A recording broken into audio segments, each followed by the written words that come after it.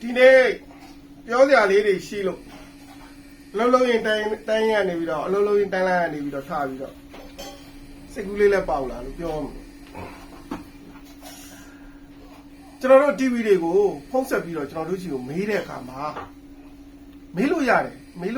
ဆွေတို့ရဲ့ TV ဘာဖြစ်တာဘယ်လောက်ကြာမယ်လုံးရင်ဘယ်လောက်ကြာမယ်မှန်ရှိလားမရှိဘူးလားဘာဖြစ်တာအကုန်မေးလို့ရတယ်ဗျာဒါပေမဲ့ကျွန်တော်တို့က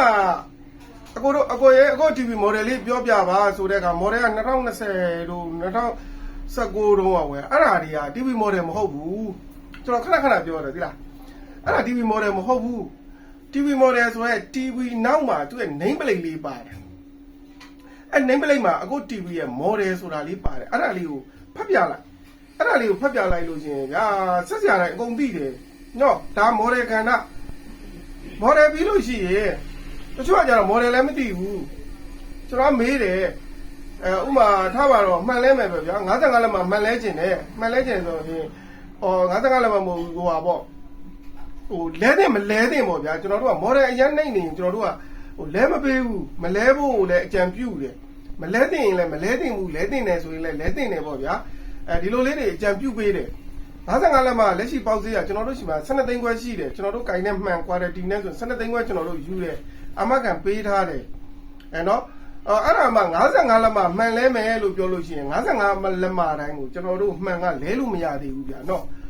ဟို55လက်မှာမှန်လဲမယ်ဘယ်လောက်လဲမေးလို့ရှိရင်ကျွန်တော်တို့ဘလို့မှပြောလို့မရဘူးဘာဖြစ်လို့လဲဆိုတော့55လက်မှာဒီမှာ 2K ရှိတယ် 4K ရှိတယ် OLED ရှိတယ်အဲ့တော့55လက်မှာမှန်တစ်ချက်က 2K 6သိန်းခွဲကနေပြီးတော့30တီးရှိတယ်အဲ့တော့အခု TV model မသိပဲနဲ့ကျွန်တော်တို့ကပြောလို့မရဘူးဟုတ်ပြီနော်ဒါကဟိုဈေးနှုန်းတွေကိုဈေးနှုန်းကိုပြောပြတာခုနကကျွန်တော် TV model ကြည့်ပုံကြည့်နေပြောပြတာနောက်တစ်ခုကကျွန်တော်တို့ကိုဖုံးဆက်လို့ရှိရင်မနေ့9နာရီကနေပြီးတော့မှည8နာရီထိဆက်လို့ရတယ်8နာရီနောက်ပိုင်းကြာရင်တော့နှစ်ခါလောက်ခေါ်လို့မကင်ရင်မခေါ်ပါနဲ့တော့လားနော်ကျွန်တော်လည်းအဲ့ဒါလေးနည်းနည်းနားမယ်ကျွန်တော်တို့မှလည်းလေးလာစရာရှိတာလေးတွေ site တွေ website တွေဟို site တွေဒီ site တွေဝင်ပြီးတော့ဤပညာပိုင်းဆိုင်ရာလေးတွေကိုကျွန်တော်တို့လည်းလေးလာနေရတယ်အတူတူဖြစ်အောင်လေအဲ့တော့အဲ့ဒီအချိန်လေးတွေကလည်းရှိသေးတယ်ဗျာမနေ့ကျရင်9နာရီဆိုလို့ရှိရင်လည်းကျွန်တော်တို့မနေ့စောစီထားတယ်မိသားစုအတွက်မိသားစုမှာကလေးတွေကြောင်းလိုက်ပို့ရတာလေးတွေရှိတယ်ဗျာဟိုရေမိုးချို့ဖျားရှိခိုးဘာကိုဆိုကျွန်တော်တို့9နာရီခွဲလောက်မှဆိုင်ကိုရောက်ပါတယ်အဲ့ချိန်ကြီးအတော်တွင်းမှာဆိုရင်တော့ကျွန်တော်တို့ဖုန်းခေါ်ရင်တော့ကျွန်တော်တို့မကင်ပါဘူးခင်ဗျာမကင်တာများတယ်ပေါ့နော်မကင်ပါဘူးအဲ့ဒါလေးတွေလည်းနားလည်ပေးပါဖုန်းကိုလည်းအဲ့လိုပေါ့မနေ့ကျွန်တော်တို့ဒီမှာဆိုင်ကိုကျွန်တော်တို့9နာရီဆိုရင်စပြီးဖွင့်ပြီးကိုင်းပြီး9နာရီလောက်ကနေပြီးတော့မှည8နာရီထိကို ever ခေါ်လို့ရတယ်ကျွန်တော်တို့ ever ဖြည့်ပေးတယ်မေးတဲ့အခါမှာလည်းကျွန်တော်တို့ကအခု TV ဘယ်နှလက်မှလဲလို့မေးလို့ရှိရင်အခါမှာခဏနေအောင်ကျွန်တော်ကျမဟိုပေချိုးနဲ့သွားတိုင်းမယ်မလုပ်ပါနဲ့ပေချိုးနဲ့တိုင်းရအဲ့ဒါတွေကမဟုတ်ဘူးဟိုတောင်းပြတိုင်းတာလားဟိုလျားလိုက်တိုင်းတာလားလေဆိုတော့အဲ့ဒါမျိုးကြတော့ကျွန်တော်တို့အတွက်လည်းခက်ခဲဖြစ်တယ်အဲ့တော့အဓိက main လေးမှတ်ထားပေးပါကျွန်တော်တို့ဖုန်းဆက်ပြီးမေးတော့မယ်ဆိုလို့ရှိရင် TV နောက်က model ဥပမာ TV model တခုကိုရွတ်လိုက်အကိုရဲ့ဒီဟာကကျွန်တော်တို့မှန်လဲခြင်းနဲ့မှန်ရှိလားအဲ့ဒါဆိုရင်ကျွန်တော်တို့က80ရာခိုင်နှုန်းလောက်တိတယ်ဗျာ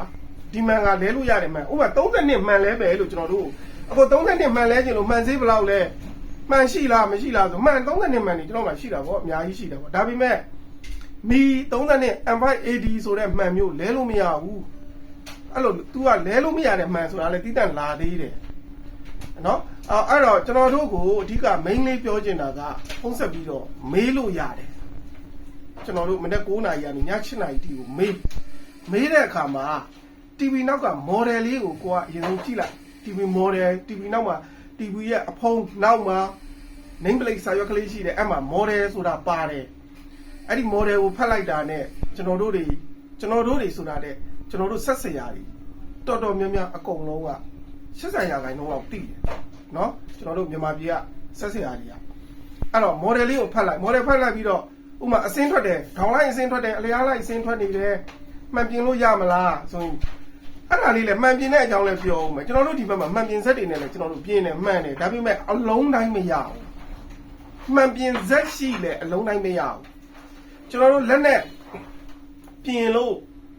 10လုံးလာရင်လက်နဲ့ပြင်လို့3လုံးလောက်ရတယ်ဆိုရင်ကျွန်တော်တို့ဆက်နဲ့ပြင်ရင်10လုံးလာရင်9လုံးလောက်ပဲရ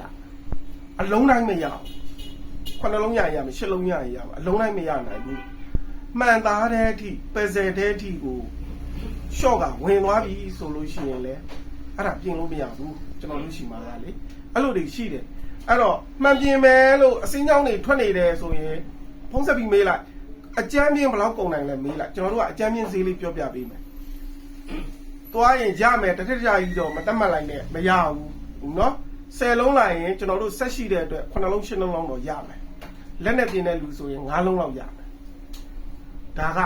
ဥပမာလေးနှိုင်းပြပေးတာเนาะအဲ့တော့ဒါကမှန်ပြင်စက်တွေနဲ့ပြင်ရင်လည်းအလုံးစုံမရနိုင်ဘူးအဲ့တော့ကျွန်တော်တို့ကအဲ့ဒါဆိုလို့ရှိရင်ပြင်လို့ရှိရင်ရရင်လည်းရမယ်မရရင်လည်းမရဘူးကျွန်တော်တို့လည်းဟိုမှာစကုတ်တွေနဲ့မှန်ဘလူးတွေနဲ့ဟာရှုပ်ချက်ကပ်ပြီးဒီမှာအကုန်လုံးစစ်ဆေးပြီးမှအခုမှန်တော့ရမယ်မရဘူးကျွန်တော်တို့လည်းဒီလိုပဲပြောလို့ရတယ်အကြမ်းမြင်လည်းရမနေတော့လေအကိုတို့ဖုံးဆက်ပြီးမေးတဲ့ကအကိုချင်းတွေရမယ်လို့တထစ်ချာကြီးတော့ပြောလို့ရတာရှိပြီမယ်ပြောလို့မရတဲ့အလုံးတွေလည်းရှိတယ်အခါကျရင်အကိုတို့ကဘယ်လိုလုပ်ရမလဲစိုင်းကိုယူလာခဲ့လားအခမဲ့လာစစ်တကြမ်းမှပေးစရာမလိုကျွန်တော်တို့ခုနလိုမှန်ဘလူးတွေစကုတ်တွေနဲ့ပြူးပြဲပြီးတော့အချိန်အကိုဟာကိုနိုင်ွက်45မိနစ်လောက်ဆိုရင်ပြင်လို့ရရင်ရမယ်မရရင်မရဘူးတခါတည်းပြောပေးမယ်ရလို့တခါတည်းပြီးနိုင်တဲ့ဟာဆိုလဲကျွန်တော်တို့တခါတည်းဒီမှာအမြန်လုပ်ပေးတယ်အဲ့တော့အဓိက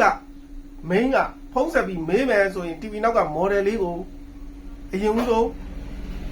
ကိုရင်ကြည့်လိုက်ကြည့်ပြီးပါအကိုကျွန်မ TV ကျွန်တော် TV ကတော့ဒီလိုဟာမျိုးဒီ model ပေါ့မှန်ပြက်နေတယ်အဲ့ဒါဆိုကျွန်တော်တို့ကပြင်လို့ရရင်အမကြီးဘယ်လောက်ကြာမယ်အကိုကြီးဘယ်လောက်ကြာမယ်ပြင်လို့မရဘူးမှန်အစ်စ်လဲချင်ဘယ်လောက်ကြာမယ်အဲ့မှာတခါတည်းကျွန်တော်တို့ကပြောပေးသွားမယ်ဟုတ်ပြီလားနောက်တစ်ခုရှိသေးတယ်လိုင်းပေါ်နေဖုံးဆက်ပြီးမေးလို့ရှိရင်လေကျွန်တော်တို့ရှိမှာအပြောချူချူနေတာလာခဲ့ကျွန်တော်တို့ရှုံးရင်ရှုံးမသိလက်ကားလုပ်ပေးတယ်တချို့ကမဟုတ်ဘူးဗျကျဲနေလေတန်းတွေကလေဖဲအောင်ရမလားမရဘူးလားအဲ့ဒါဆိုကျွန်တော်တို့ရရင်တော့မရဘူးလို့ပြောပါတယ်ဒါအပွင့်လေးဆုံးပြောပြတာကျွန်တော်တို့အဲ့လိုမျိုးဆိုရင်မလုပ်ဘူးခင်ဗျာနော်မှန်ရှိလဲမရှိဘူးခင်ဗျာပဲပြောပါတယ်ဒါလေးပါပဲအားလုံးကျေးဇူးတင်တယ်နော်